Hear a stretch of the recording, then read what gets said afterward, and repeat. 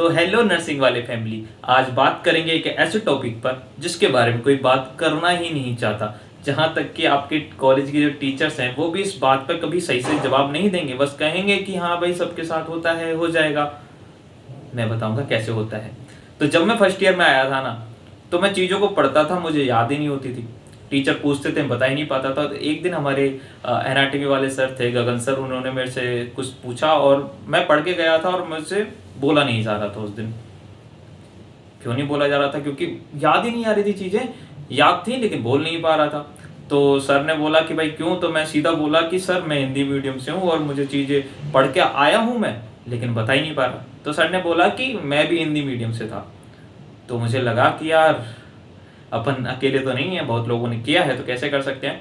तो उसके बाद जब चीज़ें पढ़ना स्टार्ट हुई तो फिर कैसे हुआ, तो उसके बाद जो मेरा जो एक्सपीरियंस है उसको मैं आपके साथ शेयर करूँगा और देखते हैं कि कैसा एक्सपीरियंस आपका रहता है। तो पहली चीज़ है, समझो, बस रटो मत। समझना है, रटना नहीं है। किसी भी चीज़ को तुम रट लोगे, आज रट लोगे, 3-4 दिन बाद भूल जाओगे। ऐसा हो सकता है कि एग्जाम तक तुम्हें याद रहे, उसके बाद तुम भूल जाओगे। तो ये जो चीज़ें हैं ना, ये सिर्फ 6 महीने के लिए नहीं है, ये चीज़ें हैं 4 साल के बाद जब एग्जाम की प्रिपरेशन करोगे किसी भी गवर्नमेंट एग्जाम की, तब ये चीज़ें तुम्हारे बहुत काम आने वाली हैं।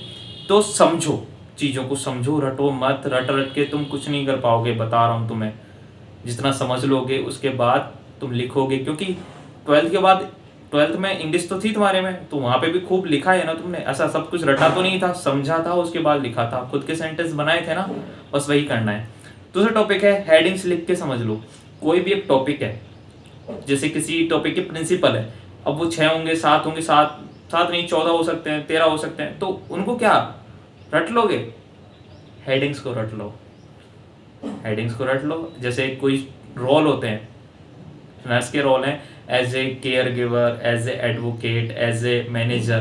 तो ये जो मैनेजर वगैरह, एडवोकेट वगैरह, इनको लिख लो कहीं और उनको रट लो, और उसके बाद अंदर का मटेरियल तुम समझ लोगे और आराम से बना के लिख दोगे। इजी है ना? हाँ। अगला टॉपिक है, search particular word not a paragraph. किसी भी चीज़ की तुम्हें हिंदी नहीं आ रही है, तो समझ में नहीं आ रहा, तो उस पर्टिकुलर वर्ड को सर्च करना। हम पता है क्या करते हैं, हम पूरा फोटो ऐसे लेंगे गूगल पर डाल के और पूरा पैराग्राफ ही सर्च करने लग जाते हैं। उसके बाद समझ नहीं आता। क्यों नहीं आता? क्योंकि वो ज़्यादा हिंदी हो जाती है यार वो। और वो बड़े दिक्कत क्या है पता है अपने साथ, आपको ना तो सही से इंग्लिश आती है, ना सही से हमें हिंदी आती है, और कोई सी लैंग्वेज तो भूल ही जाओ कि हमें सही से आती होगी। तो ये हमारे साथ दिक्कत रहती है। तो इस पर्टिकुलर वर्ड को सर्च करना है, पूरा नहीं सर्च करना होता है। तो लास्ट टॉपिक रहेगा मेक सेल्फ सेंटेंसेज।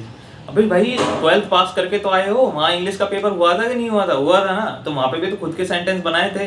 तो इधर बस चीज़ों को समझो। जो किताब की लैंग्वेज है उसको रटने का ट्राई बिल्कुल भी नहीं करना है। अपनी लैंग्वेज समझ लो, हिंदी में समझ लो, वहाँ जाके इंग्लिश में बना देना, ठीक है। अगर किताब की लैंग्वेज को रटते रहे ना तो भूल जाओगे, कॉन्फिडेंस बिल्ड नहीं होगा, मेरी तरह हो जाएगी सिचुएशन। समझ रहे हो?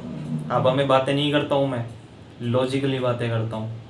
तो ऐसे प्यार बनाए रखें। और जो लोग इंस्टा पे फॉलो नहीं करते वो इंस्टा पे फॉलो कर लो भाई। क्या क्या करूँ मैं तुम्हारा? इंस्टा पे फॉलो करो जाके, और यूट्यूब पे सब्सक्राइब नहीं कर रखा वो सब्सक्राइब करो यार, मोनेटाइज करवाओ चैनल यार, जल्दी यार, ठीक है।